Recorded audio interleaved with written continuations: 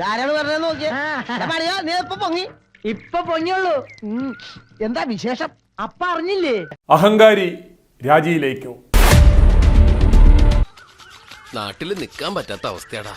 അത് പണ്ടും അങ്ങനെ തന്നെ ആയിരുന്നല്ലോ. തിരുവനന്തപുരം മേയർ ആര്യ രാജേന്ദ്രനെതിരെ പാർട്ടിയുടെ ജില്ലാ കമ്മിറ്റിയിൽ നിന്നുൾപ്പെടെ രൂക്ഷ വിമർശനം കടക്കുന്ന സാഹചര്യത്തിൽ ആര്യയുടെ രാജി വാങ്ങി മുഖം രക്ഷിക്കുവാൻ ശ്രമമുണ്ടാകുമെന്നാണ് സൂചന.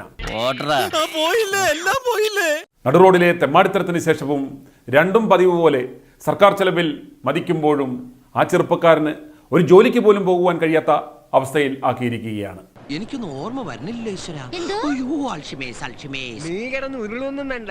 ഇക്കാര്യമേ എനിക്ക് നല്ല ഓർമ്മയുണ്ട്. അതുകൊണ്ട് തന്നെ കഴിഞ്ഞ ലോക്സഭാ തെരഞ്ഞെടുപ്പിൽ CPM-നേറ്റ നാണം കെട്ട തോൽവിയുടെ ഒരു സുപ്രധാന കാരണം കൂടിയാണ് തിരുവനന്തപുരം മേയറുടെ ഈ വിഷയം.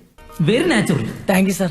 അഹങ്കാരി മേയറെ മാറ്റിയില്ലെങ്കിൽ വരുന്ന തദ്ദേശ സ്വയംഭരണ തെരഞ്ഞെടുപ്പുകളിലും നിയമസഭാ തെരഞ്ഞെടുപ്പുകളിലും ഒരൊറ്റ സീറ്റും പാർട്ടിക്ക് കിട്ടുകയില്ല എന്ന മുന്നറിയിപ്പുമായി ജില്ലാ കമ്മിറ്റി രംഗത്തെത്തി. അയ്യോ അതെന്ത്? നിന്റെ കയ്യിലിരിപ്പതായിരുന്നല്ലോ. നഗരസഭാ ഭരണം നഷ്ടപ്പെടുന്ന അവസ്ഥയിലേക്ക് വരെ മേയർ കാര്യങ്ങൾ എത്തിച്ചു. മേയറെ അടിയന്തരമായി മാറ്റണമെന്നും ഉചിതമായ തീരുമാനം പാർട്ടി എടുക്കണമെന്നും ആവശ്യമുയർന്നു. ഞാൻ പോവൂല. നിന്നോട് പോകാനല്ലേ പറഞ്ഞത്? ഞാൻ പോവൂലെന്നാലും ഞാൻ ആദ്യമേ ഞാൻ പറഞ്ഞു. നിന്ന് കിണക്കുന്നത് കണ്ടില്ലേ? അത് ചോദിക്കണേ. ചോദിച്ചു പാവം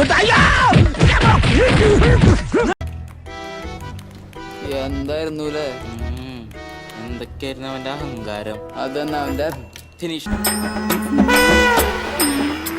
KSRTC ഡ്രൈവറുമായുള്ള തർക്കം പാർട്ടിക്ക് നാണക്കേടായി.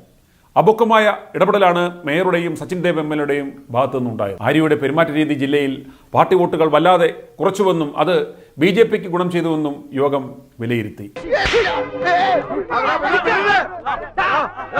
തിരുവനന്തപുരം നഗരസഭ വരുന്ന തവണ CPM മുക്ത നഗരസഭയാകും എന്ന തിരിച്ചറിവിൽ നിന്നാണ് അവരുടെ രാജി വാങ്ങുവാനുള്ള ആലോചനകൾ മുറുകുന്നത്. നിമിഷം ഇറങ്ങണം. അങ്ങനെ ചുമ്മാ അങ്ങ് ഇറങ്ങി പോരെന്ന് പറഞ്ഞ് ഇറങ്ങാനൊന്നും പറ്റില്ല. Provident fund gratuity വേണമായിരിക്കും.